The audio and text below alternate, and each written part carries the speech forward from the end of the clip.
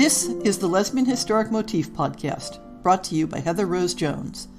The show looks at lesbian and sapphic themes in history and literature, and historical fiction with queer female characters, including fantastic versions of the past. We present research, interviews, news of the field, book listings, and original historical fiction for your enjoyment. For even more historic research, check out our blog.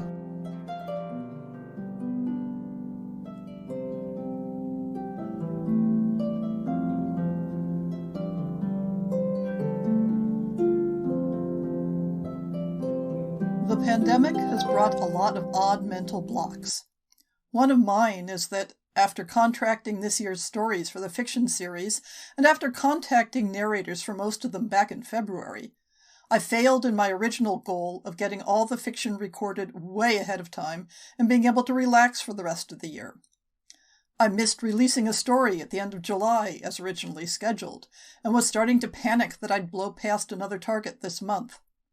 But this past week, I put my sense of failure behind me, contacted my authors and narrators, and got everything set up.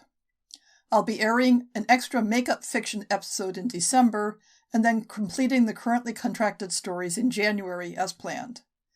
I'm now feeling better about going ahead with another fiction series in 2022. I'll talk about that more in next week's On the Shelf episode. One of the changes I most long to see in fiction is the normalization of queer content and queer characters to the point where I can read almost any story and entertain the possibility that it will include sapphic characters. We're still a long way from that point, and it means that often we find ourselves looking primarily to romance stories for a promise of representation. But one of the things I specifically wanted to do in the podcast fiction series was to have space for stories that allow for, but don't require, romance in order to provide you with fiction centering women who love women. Stories where the characters can carry that possibility while still telling other types of stories. Mandy Mongkolyuth's story Moon River is one of these. Set in the late 19th century, during the violence of British colonial expansion in Burma, this is a story of young women caught between futures, between cultures, between expectations, between hope and fear. Mandy Mongkolyuth was born in Thailand. She has lived in both the UK and the US and is constantly finding a new place to be from. She is a policy analyst by day and spends the rest of her free time penning hopeful stories about people who don't exactly know where they belong. She can be found on Tumblr at Mandalorian. Check the show notes for a link with the correct spelling. I will be the narrator for this story. This recording is released under a Creative Commons Attribution, Non-Commercial, No Derivatives 4.0 International Public License. You may share it in the full original form, but you may not sell it, you may not transcribe it, and you may not adapt it. Moon River by Mandy Mongkolyuth. The fight was over. The final gunshot rang out, and the last king bowed, his crown left to ruin on the floor. It came down to rumors and hearsay. The British raised a teak forest. The Burmese violated some proceeding or another. Perhaps it was the other way around. In the end, it didn't matter. The British were looking for any excuse to take Burma, and they would have done it over a sliver of wood. Besides, gunpowder cared not for whom it was lit. Here, in 1885, the British had more of it, so victory was theirs. And history cared not for a girl. A young woman suffocating under the unbearable sense of wrongness all over the place was an insignificant sight. Tara's family was not of this land, but they reaped the fruits of it anyway. Her father was a member of the British Embassy, as of now, the government. She was told her mother died giving birth to her in India. But who knew if that was true? Her father did not tell her things. A daughter simply didn't inspire the same modicum of grace extended toward a son. Tara was not told a lot of things, but she made up for it by taking in messages that weren't meant for her anyway, the last of which compelled her to shear her hair and tie it with a ribbon, bind her chest with a long piece of cloth, and put on the guard's uniform she had been pilfering piece by piece over the last few weeks. Thanks to her father's careful aristocratic breeding, Tara was much taller than most women around her. She'd supposed she had her mother's side to thank for her complexion. With her cropped hair and olive skin, she could easily pass for a guard or a servant within the British compound. Contrary to conventional wisdom, the best way to carry out a cloak and dagger operation was not to use any illusion at all. People would notice a man skulking around in the shadow, but none would look twice at a residence guard striding to a post. So Tara took a calming breath, held her head high, straightened her spine, and began walking. It wasn't a difficult choice when all was said and done. She turned 20 this year, and according to her father, had become far too old to be leeching off his estate. Some respectable naval officer or lord was going to marry her for her dowry and whisk her off to the civilized land of London society that sneered at her every time she set foot on its soil. In this magical scenario, she would be the new crown jewel of the city and get out of her father's hair in the process. The problem was, Tara was wholly uninterested in men, British men in particular. They were invaders, vermin. They were what remained when kingdoms rose and fell, ravishing the lands without regard for any blood sacrifice, and Tara might have been a coward, as her former maid once said, but she wasn't a monster. She would not stand tall as a conqueror while the people of this land suffered beneath her feet. So she walked on. The residence was bursting at the seam despite the late hours. Messengers and diplomats mingled to exchange news of their new conquest, a new empire, so the sun may never set on British soil. How nauseating. "Where do you think you're going?" a voice startled her. "The south gate. My order was to stop anyone trying to get in." This, too, was well rehearsed. The south gate opened up to the city proper, and an attack from disgruntled locals was likely to happen there. "We do not need more men there. Let me see your papers," the man spoke again. Tara took him in. She had seen him once or twice in her father's presence, only in large official functions, likely to be a mid-range officer then. "Do you question the governor's order? Take it up with him if you are so inclined. He directed my unit to the south gate, and that's where you'll find me after your little talk." It was a roll of the dice. She had a knife, and she could probably wield it if need be, but that would draw attention, and she couldn't afford a derailment so early in the night. With the confidence of a king, she raised her chin once more and marched toward the south gate. If anything, the confusion would give her a few minutes to make a run for it. Thankfully, the pseudo-commander was just baffled enough to allow her to move away. From there, she blended into a group of men in identical uniforms and let darkness shelter her features. Tara kept walking, not too fast to arouse suspicion again, but her skin prickled with the fear of being trapped inside this compound, this world, for good. She could see the south gate in the distance, 200 yards from her. A gust of wind blew some dirt into her eyes. She ducked, blinked it away. 100 yards now. 50. 20. 10. She had to stop herself from sprinting the last few steps, and then she was out. She was outside of her father's residence by herself for the first time in over a year. No chaperones, no guards. The escape was almost too simple. The men were supposed to keep people out, anyhow. Tara made her way toward the market, where she had bribed a dressmaker into finding her a passage to Siam. Burma might be falling into an invader's hands, but the neighboring Siam was still hanging on by a thread.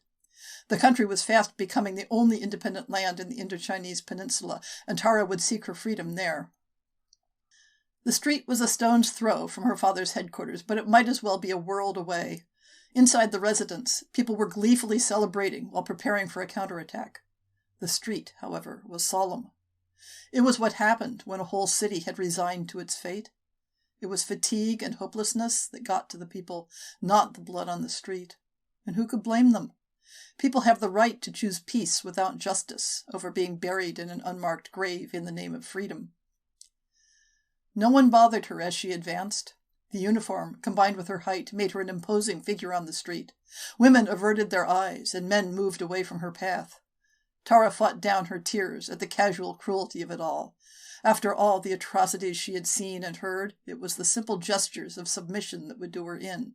But she needed to focus. The market was harder to navigate at night. She had never been here alone, and she took a wrong turn twice before emerging at the correct street.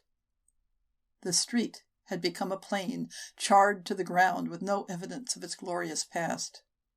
The rickety dress shop had no hope against gunpowder and fire. Tara is so very certainly, hopelessly fucked. She had to find another way out, preferably soon. The market was the center of the city, but Taunji was a moderately important trade route. As the little sister of the Mekong River, the Salween made Taunji a critical halfway point between China and Siam. Yes, the river. The dock would be the natural port of departure for anyone wanting to leave the city anyway. Tara cursed herself for not thinking about the river sooner, but with limited windows to act, she had pinned her hopes on the dressmaker's contact. She hoped the lady was not in the shop when the fight went down, but sent out a quiet prayer in the case that she was. She had another go at wandering the vaguely familiar city. The smoke and shadow made for a nervous journey, but she had been to the dock with her father often, and she knew a shortcut that they would take to avoid beggars and overzealous tradesmen looking to curry favor with the British. Tara strode on, certain of her destination. She turned into a small alley and broke into a run. At least she hadn't been followed. Her father was unlikely to notice her absence until the morning. She should have stopped to knock on a piece of wood at that thought. As soon as she had let her guard down, she heard footsteps and chatters. She quickened her pace and gripped the dagger in her pocket. The first blow came entirely unexpected. A man seemingly materialized on her right, and a fist made contact with her temple. Tara swayed to the side, the breath knocked out of her. "Bloody cockroach!" he spat as he lunged at her. "A British officer here? Come on!" 3 more people joined him, tackling her to the ground. She felt a kick to her side, and the pain exploded all over her body. Blood and tears trickled down, unprompted, temporarily blinding her. She could defend herself, but Tara against 1 man was a stretch, and she had no chance against 4 of them. Several blows rained down on her stomach, and a foot stomped down, hard. With the last of her strength, Tara freed her hair and begged in the local dialect, "Please, please, I ran away. I'm from here too. Please let me go." That bought her a few precious seconds that unfortunately wasn't enough. "No, you're not. You are one of them, and you'll pay," the first man snarled. He yanked her hair back, sending another blazing pain down her neck. "We'll ransom her," he said, dragging her up to her feet, when a cry distracted all of them.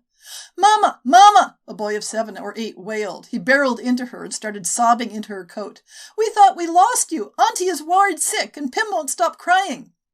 Right on cue, a small girl, who couldn't be older than 4, came out screaming. She, too, begged Tara to come home. The girl turned her enormous eyes toward the 4 men and cried into their trousers. "Did you say my mama? Thank you, sir." The boy joined her, nodding vigorously. "She's all we have. Our father is dead, and we got separated at the market during the raid today." The men were shocked into silence, and the children started dragging Tara away, telling her gibberish about a porridge and a warm bed at home. As soon as they turned the corner, Tara regained her wits and stopped short. "Are you lost? Are you looking for your mother? When did you last see her?" A hiss sounded, and a slight figure rushed out from a corner, followed by 2 more children of various ages. She spoke in accented English. "Are you stupid? Bloody walk! Quickly, before they change their damn minds and just take all of you." A young woman half dragged, half carried her along the path to the main street. "Damn it, you are bleeding a lot. What in God's name are you doing out here at this hour anyway?" "Should you be swearing so much in front of these children?" Tara asked, genuinely struggling, either because of the physical pain or the shock, or both, she wasn't sure. They were moving into another alley off the main street. This one also bore the brunt of the attack earlier today. Half the shop fronts were destroyed, but the other half were still holding on through sheer force of will. "Oh, Lord, we just rescued you from what would have been a fairly certain doom. The whole city was burned to the ground not 5 hours ago, and you are worried about propriety?" her rescuer asked, incredulous. "I know all the bad words already," the little girl piped up. The adult cackled involuntarily. Yes, Pim, as your teacher I am very proud." The gang maneuvered into a semi-intact structure, and another child was instructed to fetch clean water. The children efficiently barred all the windows and the doors, then someone lit a candle and put it on the floor, leaving the space in semi-darkness. "We don't want anyone to see the flame and come to investigate, do we?" the women said. With some illumination, she realized that the woman was barely older than Tara herself. A girl was a more appropriate term. She looked hardly old enough to be a childminder, let alone a governess to 4 children. "What just happened?" Tara ventured. The other girl ruffled through a small valise and found a clean kerchief. "What happened was we were minding our own business, and we heard you shrieking from a street corner that, frankly, should not be visited by any sane person. We had to get you out, and we couldn't exactly fight them off, could we?" She sighed and poured the presumably clean water out onto the cloth and dabbed it on Tara's temple. "Ouch! What is that?" It burned. She sniffed the bottle and turned to the boy who fetched it. "What the devil, Bira? This isn't water." "I couldn't find any clean water, and my da said rice wine is best for cleaning wounds. There were loads of bottles left on the street." The child defended his choice. Da would know. He was a boxer. Oh, blast it. Consider it the best we can do, then. Now hold on, Princess. This is going to sting. I am well aware of that, Tara replied dryly. She gritted her teeth, but the process seemed to be finished before she had a chance to take in her surroundings. The children, while dressed in rags, were impeccably clean and polite. Pim, the youngest one, regarded her curiously, but kept her distance. The semi-adult was obviously the authority here. She was nearly as small as the oldest child, but her wide stance, blazing eyes, and clear voice brooked no argument. Her raven hair was bound into a neat bun atop her head, and her fingers were deft and callous, testaments to a life not comfortably lived. Now, I'm John, and these are my students. You met Pim and Tien, who are siblings. Bira is the oldest at 13, and Nong here is 8. The governess, Chan, gestured vaguely in the direction of her charges. We are in a hurry, so here's what you're going to do. You're going to tie your hair back up and march out onto the main street. Stick to the busy areas and get home. Good luck. Goodbye. Wait, can I repay you somehow? Where are you going? I can help, Tara said, clinging onto John's hand. John, for that matter, gave her an unimpressed look. We are leaving Taunji, and we were the ones who had to liberate you earlier, if you'd recall. I've got my hands full with these children. We can't afford another delay. You are British, or somewhat British anyway, so just go, enjoy your privilege. Some of us have to try to survive the new dawn. Tara was being given a new chance, and she wasn't going to let it slip by. I have money, matches, knives, jewelry that could be traded, and I pocketed a few silvers on my way out. A second adult in the group can't hurt, right? You don't even know where we're going. As long as it is anywhere but here. It was definitely a mistake to let a strange British girl tag along with them. Chan already had more problems than she cared to count. The children needed to walk faster. Their money needed to stretch enough. The men needed to not look twice at them. The list went on, and now, voila, she had a companion. The newcomer, Tara, was plainly wealthy and had at least one British ancestor. She was taller than most Burmese men, with bright green eyes, a straight nose, and full lips. This was all a terrible omen. Average women didn't draw anyone's attention. Striking women couldn't escape it even if they tried. John pressed the bridge of her nose. Hell, it was bad enough with 4 orphans. Now she went and adopted a fugitive on the run. Tara couldn't be anything but, since well-to-do British ladies didn't just decide to pack up and face the unknown for no discernible reason. An abusive family, her husband, most likely. It was a pity John had always been a reckless fool when it came to lost causes, so why not one more? They slowly made their way to the dock. It was close to midnight, and the city thankfully drifted off to sleep. They kept their chatter to a minimum until they reached a long stretch of road without any structures. The group had been walking for 2 hours, and the children begged for a short break, and they found a small clearing off the side of the road away from prying eyes. Tara, where did you come from? Pim couldn't hold her curiosity at bay any longer. The children stared at Tara expectantly. You don't have to answer, John quickly sent a severe look out to quiet her students. We don't need to know anything about you, nor you us. We part as soon as we reach Siam safely. Oh, I don't mind, Tara said airily. She did not have many friends growing up. Being dragged along from one continent to another would do that to anyone.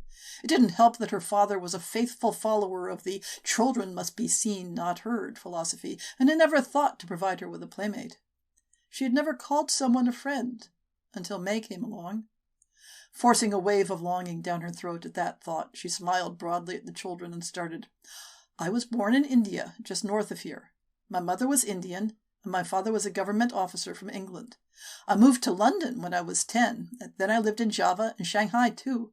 What about you? John interrupted the children's chorus of replies. All right, we must continue. We still have to get to the pier before dawn. She swiftly ushered the children up and started herding them out of the clearing, but she lingered at the back next to Tara. You are speaking too freely, John muttered. Tara, to her surprise, snorted an unladylike laugh. You are a governess ushering a ragtag band of children to illegally cross the border to see their parents, I assume. What are you going to do after saving me? Signal a British guard to beat me up and drench me in rice wine again? John regarded her new companion. The girl was so naive. It was disconcerting to think of leaving her to fend for herself. Here is what I don't understand. You are clearly harmless, wealthy, pretty, and absolutely unbearably delusional. What could have possessed you to want to come along with us?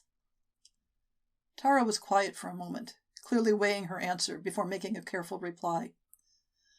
I am to be married off to a man I am certain I could not love. Then I'd either live in this land as a thief or in England as an exotic ornament. I was too different here in the Far East, too dark in the West, and I could never figure out where I belong.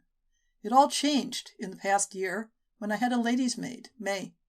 She was kind and fearless, and she taught me the value of standing up for myself. She showed me that I could be happy, that we all deserve to be happy. She shook her head in an apparent effort to keep her voice steady.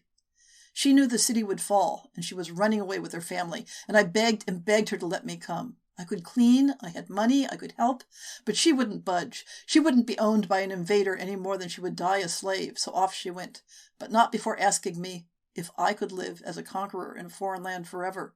So, here I am, trying to find a place I belong. "You must be pulling my leg," John exclaimed, disbelieving. "What? A place you belong? Who gives a toss about that? These children are orphans, Tara. They have no parents to speak of, and I wasn't going to let them become indentured servants under the British rule just because I have been teaching them English at the church's poorhouse. They barely had a chance here, and crossing this cursed river was my last resort. Go back to your father. Pick a kind husband. You have the luxury of surviving here, so don't risk it for some inane concept of belonging. No peasant has ever thought about belonging anywhere. I can guarantee you that. They are lucky if they have a roof over their head and a bowl of rice for a day." She could understand the impulse of running away when forced with the prospect of marrying a man. She had long understood that her attraction belonged firmly to the fairer sex, but plenty of people, men and women both, married not for love. If John's alternative was a wealthy husband and a house she could keep her students in, she knew the choice she would make. By necessity, and absolutely nothing else, she was forced to pack up and took a hammer to the church's poor bucks on her way out. The chest was not exactly overflowing with actual charity, but it was enough to get them a safe passage to Siam, and then some. "But you belong with them," Tara said quietly. John gave her a disbelieving glance, and she spoke again, resolute. "The children formed a tight circle around you. They listened to everything you said, but they do not fear you. I am on the outside, looking in, and I thought, what wouldn't I give to have someone love me so completely? I'm allowed to want that much, I think." John was not exactly convinced it was reason enough to play dice with the devil, but who was she to decide for Tara? Especially since she was also risking drowning for the chance of freedom. The rich girl was strangely resilient. She had kept the pace, and hadn't grumbled once about her bruises and cuts, which couldn't have been comfortable, and John begrudgingly respected her for it. She nudged Tara's shoulder slightly with her own. "Well, keep being nice to the children, and we'll see about you belonging somewhere then." She felt, rather than saw, Tara trying to hide her smile. They made it to the dock, and John looked for her contact, a Siamese man named Manat. She had reasonable faith in the man's desire to get the rest of his promised fee, but with Tara as an additional passenger, the price was certainly going to be extortionate. With an idea, she herded her little band of misfits to a small hill with a clear view of the dock. "Bira, you come with me. Princess, you stay here with the rest." The kids started protesting, and Pim's lips were quivering with barely restrained terror, so John crouched down to level a look at them. "I just need to see if it's safe for us here. I will always come back for you, all right? Tara will tell you stories about England for a few minutes, yes?" Tara nodded tightly, understanding the gravity of the situation. John made her way toward the promised tugboat. Manat was loitering with a few tradesmen, eager to make off with as much spoils as possible. John cleared her throat, and he jumped. "Goodness, John, I asked you to stop doing that," he said, throwing his cheroot to the ground. John swallowed her protest. In a fallen kingdom, no one took notice if the land was aflame. "We are ready to go, but before that she began, but Manat interrupted. "Just you two? This will make it a lot easier." He whistled, and two men emerged from the shadows. Before she could react, one enveloped her, and the other took Bira in his arms. "Get off me! Damn you, we had an agreement!" John kicked and bit her assailant, gasping in vain for breath and reaching out for Bira. "Don't hurt him, he's just a child." Manat huffed a mocking laugh. "You are paying me a pittance to smuggle you and 4 useless children across the border, but that one is old enough to earn his passage. Farmers are paying pretty pennies for Burmese laborers, so you two can make yourselves useful. Think of it this way. Now you don't have to watch me drown the other brats." John still kicked and fought, but they stuffed her mouth with cotton. After a while, a strange calmness took over. At least Tara could take the children somewhere safe. She would have to figure something out for her and Bira, but they would survive. They always had. They were dragged onto a tugboat, and John tried to plead with the men not to tie Bira down when she felt the boat unmoor. Then the ground shifted beneath them. Screams came in from every direction. Bira broke free and used his right hook to knock one of their captors off, and the boat was flooded with flames. Tara heard Chan scream when she realized what happened. The deal unraveled before her eyes, and she could see Bira being carried off. Pim began to wail, and she clamped her hand on the child's mouth to silence her. Think of something, anything! Her own wounds were still throbbing all over, and she wasn't sure what she could do at the moment. Bugger it. The rice wine, where is it? What, are you going to get drunk now? Nong retorted. But she got the bottles out. Tara stuffed one bottle with her blood-stained kerchief and another with a torn piece of cloth ripped from her sleeve. She turned to Nong and struck a match. How good is your aim? When the boat was ablaze and chaos reigned, they shouted for Chan and Bira. Gambling with their voices in English, Tara and the children bellowed for them to swim over and over again, hoping against hope to attract their friends' attention and no one else's. She spotted two figures wading the shallow water toward them, and Tara looked around for another way out. The crowd was surrounding the spectacle, and some tried to put out the fire, while small paddy boats lay abandoned everywhere. She made for the nearest one, which was barely big enough to carry them all, but it was better than nothing. They pulled Chan and Bira up and made their way downstream as soon as their hands could touch the oars. Quick, we have to get out of here, Chan muttered furiously. She was completely soaked, but was paddling as fast as she could. What in the devil's name do you think we've been doing? Tara shot back. They made it to the river's bend, and the shouting behind them raged on. Finally, they could breathe again. John gave her a disbelieving look and started laughing maniacally. The children looked around, then at one another, bewildered. Once started, it was impossible to stop. Tara joined her, and they all ended up holding onto their stomachs, fighting for breath. They were safe, somehow. They were on their way to Siam, and they would get to start their lives anew in a few hours, battled and bruised, but free. All right, enough now. Another chuckle was let out. John turned to her and looked her firmly in the eyes. Thank you, Tara, you miraculous, demented fool. You saved our lives. And thank you, all of you. I have never been more proud of my family. The children all tried to get up and embrace their teacher at once, nearly tipping the boat upside down. When the commotion died down, John turned to Tara once more, nodded, and placed a gentle kiss on her forehead. You're stuck with us now. Tara's heart skipped a beat as she debated whether she should return the gesture or risk a more intimate one. In the end, she settled for lacing her fingers with John's. They would have plenty of time to find out where this leads. Her reverie was interrupted by Tian's voice. We have to name this boat. It's barely a boat, more like a raft, Bira said. She is our boat, and she's a good one. It's bad luck not to name her. She is keeping us safe, and she needs a name, Tian reiterated, sounding near hysterical. Nong stepped in and broke the impending argument. Moon River, obviously. That is not obvious to me at all, Tara replied, but Chan began to giggle like a student instead of their formidable governess. Being in the water was doing strange things to her. Our names. Tara means river in these parts of the world, and Chan is just Burmese for the moon. So here we are, Moon River. Chan's face softened under the starlight, all her worry lines smoothed out, and Tara's chest tightened with unfamiliar emotions. Perhaps it was a feeling of purpose, a new hope for their endless possibilities, or a simple, assured sense of belonging. And I would not be anywhere else but here. Chan only clasped her hand tighter in reply.